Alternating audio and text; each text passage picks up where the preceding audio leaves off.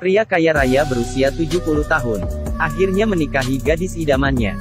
Pria kaya tidak perlu dia untuk melakukan apa-apa di siang hari, tapi di malam hari dia punya tugas khusus.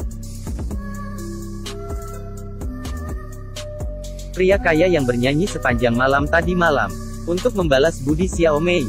Dia membawanya mengelilingi seluruh mansion.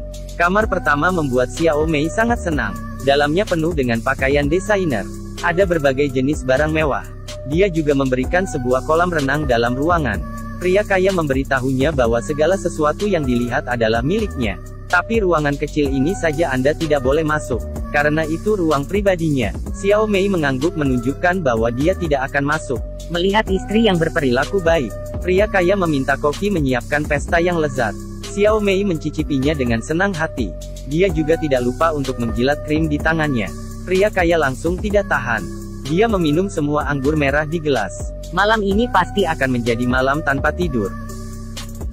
Xiao Mei terbangun merasakan sakit punggung. Jadi dia memutuskan untuk berolahraga. Dengan kacamata keren, dia memulai kehidupan orang kaya. Setelah lelah berenang, ia berbaring di sofa untuk beristirahat, dan meminum secangkir cappuccino. Ini disebut kehidupan. Kemudian dia memakai gaun halus dan perhiasan mahal. Melihat diri sendiri di cermin, Xiao Mei terasa sangat cantik. Malam itu, Xiao Mei yang bosan, dirinya sangat penasaran. Dia datang ke depan ruang hitam dan merenung. Akhirnya dia memutuskan untuk masuk dan mencari tahu. Di dalamnya ada laboratorium, ruangan penuh dengan peralatan. Xiao Mei menekan tombol dengan penasaran. Kabinet tiba-tiba terbuka. Dalamnya berisi seorang wanita yang sama persis dengan dirinya. Xiao Mei ketakutan. Dia bergegas keluar dari ruang kecil itu, dan kembali ke kamar. Dia mengeluarkan telepon dan berencana untuk menelepon polisi. Tapi telepon tidak memiliki sinyal sama sekali. Kemudian pria kaya muncul di depannya. Tangan mengambil parang dan bersiap untuk membunuhnya. Dalam sekejap, Xiao Mei terbangun dari tempat tidurnya. Dia menemukan suaminya berdiri di depan jendela. Apakah segala sesuatu yang baru saja terjadi adalah mimpi? Tapi detik berikutnya, pria kaya mengambil handuk, direndam dengan air, kemudian beralih ke Xiao Mei. Pria kaya raya berusia 70 tahun. Pada hari ketiga pernikahan, dia akan membunuh istrinya sendiri. Dia mengambil handuk dan membasahinya. Detik berikutnya dia langsung membunuh istrinya sampai mati di lantai. Xiao Mei mencoba yang terbaik dan berhasil membebaskan diri. Dia berlari ke bawah dengan cepat. Tapi pintunya sudah lama terkunci. Rumah yang mewah sekarang telah menjadi kandang yang tidak bisa melarikan diri. Dan pria kaya yang selalu memperhatikan nilai seni, menganggap bunuh orang adalah sebuah seni. Dia mengenakan sarung tangan putihnya dengan tenang, dan menuangkan obat bius. Dia memutuskan meninggalkan seluruh tubuh istrinya. Dia menutupi mulut dan hidung Xiao Mei. Tepat ketika pria kaya berpikir istrinya sudah pingsan, Xiao Mei tiba-tiba membuka matanya. Dengan pisau dia menusuk pria kaya sampai mati, kemudian menyeret mayat ke pintu. Tapi pintu masih belum bisa dibuka. Xiao Mei terpaksa membersihkan lantai terlebih dahulu, dan mengenakan pakaian yang bersih. Kemudian membaca buku di sofa berpura-pura tidak terjadi apapun. Kemudian pembantu rumah tangga dan Xiao Shuai datang ke villa. Melihat Xiao Mei masih hidup, keduanya sangat terkejut. Xiao Mei berbohong bahwa pria kaya masih beristirahat di lantai atas. Setelah pembantu mendengarkannya, dia tidak tahan lagi. Dia merasa bahwa pria kaya sudah mati.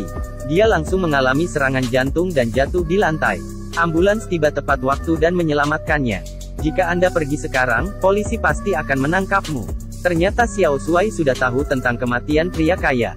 Dan dia bilang dia sangat membenci pria kaya itu. Jadi dia dan Xiao Mei membuang mayatnya. Kemudian ia meminta Xiao Mei untuk membawa uang di brankas, dan segera pergi dari sini. Dia memberikan buku harian sebelum Xiao Mei pergi. Dalamnya tertulis semua yang terjadi di sini. Ternyata pria kaya adalah ahli rekayasa genetika. Pada usia 60, ia kehilangan istrinya. Tetapi dengan mengkloning DNA, dia menciptakan 6 kloning yang sama persis. Dia mengambil salah satunya sebagai istri sendiri. Sisanya dikunci di ruangan kecil. Dan Xiao Mei, sudah yang kelima. Karena beberapa gen sebelumnya tidak stabil, mereka semua dibunuh oleh pria kaya. Dan dia mengkhawatirkan istrinya yang berusia 18 tahun, akan mengejek tubuhnya yang mulai menua. Jadi dia membuat kloning diri sendiri. Dan orang itu adalah Xiao Shuai. Segera Xiao Shuai jatuh cinta dengan istri kloning. Keduanya juga diam-diam berkencan. Ini membuat pria kaya cemburu. Jadi dia membuat Xiao Shuai menjadi buta. Xiao Mei terkejut melihat semua ini. Belum menunggunya untuk bereaksi, Xiao Shuai mengunci pintu dengan rapat. Xiao Mei benar-benar bingung. Ternyata Xiao Shuai sama dengan pria kaya. Mereka hanya ingin memeliharanya seperti binatang. Anak itu akan memotong tenggorokan ibunya dengan pisau. Ibu yang sedang tidur tiba-tiba terbangun. Saat melihat, rupanya itu adalah anaknya sendiri. Apa yang kamu lakukan? Kau harus tahu apa yang kuinginkan. Melihat pisau di lehernya, Xiao Mei hanya bisa menyetujuinya. melihat ibunya yang patuh, Xiao Shuai baru bersedia bangun. Sang ibu dari awal sudah tahu anaknya diam-diam jatuh cinta padanya. Dia bertanya mengapa tidak mengungkapkannya. Ayahmu sudah pergi, apa maumu sekarang? Kemudian Xiao Mei melepas celananya. membuat gerakan menyerang. Xiao Shuai melihat ini sedikit terpancing. Dan Xiao Mei menariknya ke sisinya. Agar dia merasakan detak jantungnya. Xiao Shuai secara bertahap tidak merasa curiga. Kemudian Xiao Mei melawan dan menerkamnya di lantai. Dengan rantai dia mencekik tenggorokannya. Memaksanya untuk mengatakan kode gerbang. Kemudian dia bangun dan memukul Xiao Shuai. Tepat ketika Xiao Mei berpikir dia bisa pergi dengan aman. Seorang wanita yang persis seperti dirinya Mengarahkan pistol padanya. Wanita ini bernama Damei, adalah generasi ke-6 yang dikloning oleh pria kaya. Dia terbangun lebih awal dari laboratorium. Xiao Mei menyadari bahwa adalah yang salah. Dia segera menarik Xiao Shuai untuk berlindung di depannya. Terdengar suara tembakan, Xiao Shuai ditembak oleh Damei. Dan Xiao Mei menggunakan kekuatan terakhir. Dia membuka pintu villa. Tapi detik berikutnya, Damei yang baru muncul. Menjadi orang terakhir yang selamat. Dia tidak langsung pergi, tapi dia membuka-buka catatan. Kemudian membaca semua peristiwa yang terjadi. Setelah membaca semua ini, Damei tidak bisa menahan dan meneteskan air mata. Akhirnya dia tampak berat, dan berjalan di jalan pegunungan. Tiba-tiba dia berhenti dan menutup matanya. Memikirkan kembali masa lalu. Jauhi hal-hal jelek dan lihat kenyataannya.